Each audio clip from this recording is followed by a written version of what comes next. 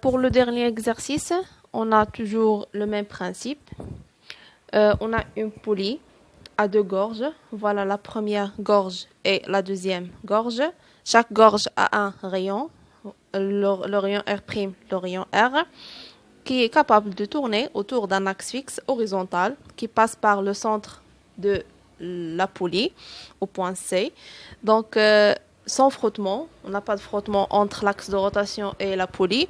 La poulie elle est en équilibre sous l'action de deux fils. On a le premier fil qui la relie avec une masse ou bien un corset et on a le deuxième fil qui le relie avec un support ici. On a la relation entre R' et R. On a R' est égal à R sur 2. La première question, c'est d'étudier l'équilibre du corps C pour déterminer l'intensité du fil. Donc, on a le corps C, il est sous l'action de deux forces, son poids P et la tension du fil à ce point-là. Donc, P, puisqu'on a un mouvement de translation, ça veut dire ce corps-là, il peut aller vers le haut ou bien vers le bas. Donc, P plus T est égal au vecteur nul. Donc, on aura T est égal à P qui est 10 newtons. La deuxième question, la première partie de la deuxième question, c'est de faire le bilan des forces exercées sur la poulie à deux gorges. Donc, on a le bilan des forces. La première force, c'est le poids de la poulie au centre, C. La deuxième force, c'est la tension du fil 1 à ce point-là. La troisième force, c'est la tension du fil à ce point-là, du fil 2. Et la quatrième force, c'est la réaction de l'axe de rotation qui existe toujours. Donc, on a un système à 4 forces. La deuxième partie de la question, c'est d'appliquer le théorème des moments pour démontrer que T2, la tension du fil 2, est égale à 2 fois la tension du fil T1. Donc, le théorème des moments, on a la poulie est en équilibre. Donc, le moment de P1 plus T1 plus T2 plus R est égal à 0.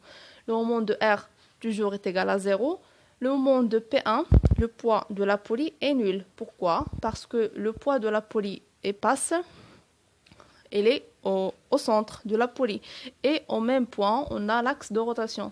Donc, le poids P1 coupe l'axe de rotation et par conséquent, le poids P1, son moment est égal à 0. Il ne reste que le moment de T1 et le moment de T2. On choisit un sens positif toujours. Donc, le moment de T1, on a T1 tend à aller vers le bas, à ce point-là. Ça, c'est la direction du T1. Le moment de T1, c'est plus, parce que T1, elle est dans le sens positif qu'on a choisi. Donc, c'est plus T1 fois la distance entre la ligne d'action de T1 et l'axe de rotation, c'est celle-là. Voilà la distance.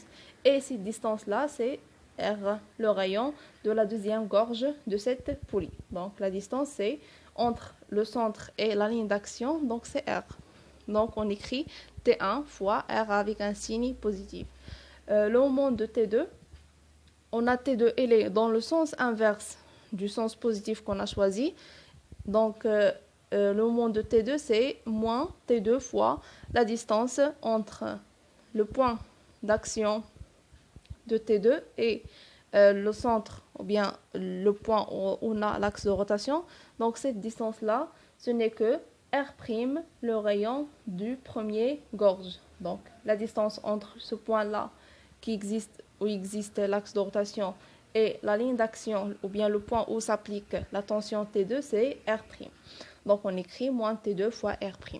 Donc, on fait la somme des deux moments qui est égale à 0. On remplace R' qui est égal à R sur 2. Donc, on remplace R par 2 fois R'. Puis, on simplifie par R'. On a R' ici, R'. On divise par R'. Donc, on obtient T2 est égal à 2 fois T1. Donc, T2 est égal à 2 fois T1. Application numérique pour calculer la valeur de T1 et la valeur de T2. Donc, ici, on a le même fil. Le même fil qui exerce une force à ce point-là, exerce la même force au point-là.